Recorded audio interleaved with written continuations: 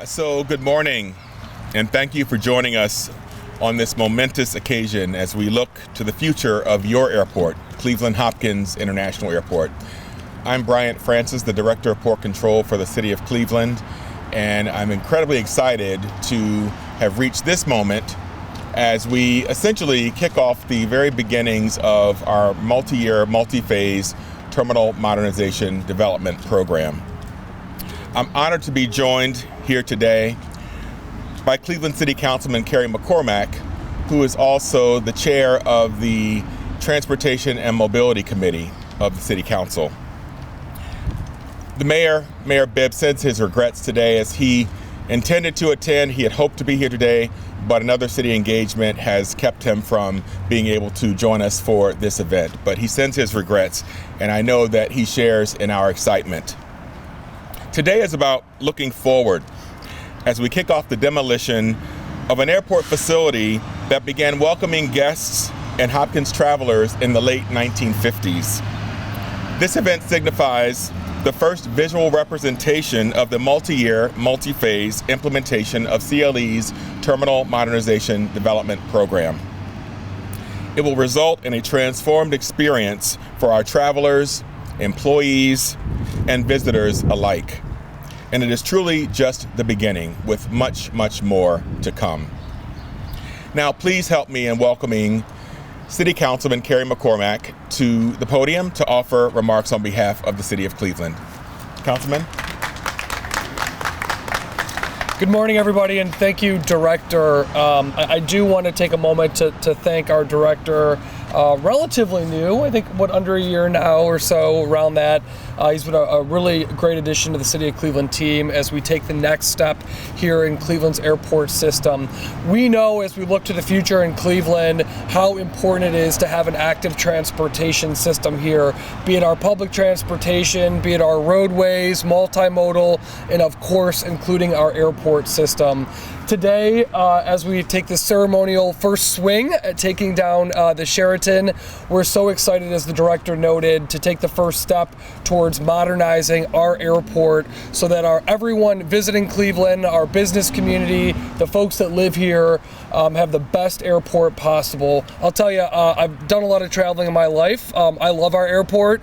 It's easy to get to. You got a train that goes directly into it from the center of the city, but we know that it can be updated to accommodate not only today's modern passenger, but also be a better partner with our airlines. So City Council is fully behind the Mayor's administration on modernizing our airport and taking the first step towards that process with today's event.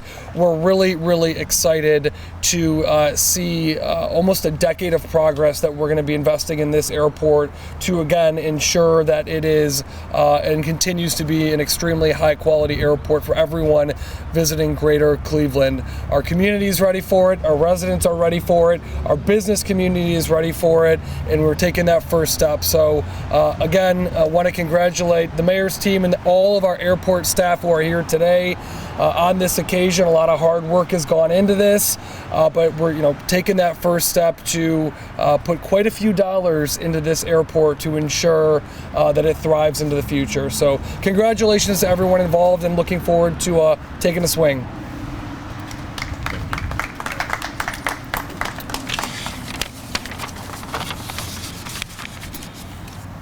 So as I mentioned earlier, the Sheraton opened in 1959 as a popular layover spot for passengers and airline crews, particularly in a time when delays and cancellations were not as easy to communicate to travelers and crews in advance.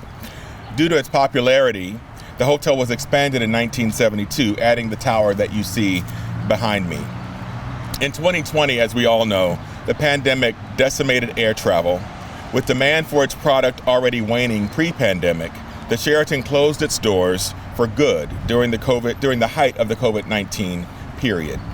Today, we cease looking in the rearview mirror and focus only on what lies ahead, as planning for the future needs of our travelers gains momentum. Following demolition, as part of the Terminal Modernization Development Program, this area will ultimately accommodate increased guest parking, a heavily used amenity that continues to grow in demand. The funds for this demolition were approved at the start of the year by our airline partners among a list of enabling projects, and we are grateful for their support as well as that of Mayor Bibb and Cleveland City Council. Collectively, these projects clear the path to a better CLE for all. We are in the final stages of the city's permitting process, which will allow physical structural demolition to begin. Due to the site's proximity to active aircraft operations, the contractor, Bauman Enterprises, will conduct a mechanical demolition. The building will come down across the balance of this month, and the remaining time will be spent clearing the site of building debris. The project should be completed early in the new year. In closing, to see and make way for the future, sometimes you must break through walls, figuratively and literally. So today, let's break through the wall of sorts. Thank you all for being here and joining us in this exciting occasion and the future of Cleveland Hopkins International Airport. Thank you.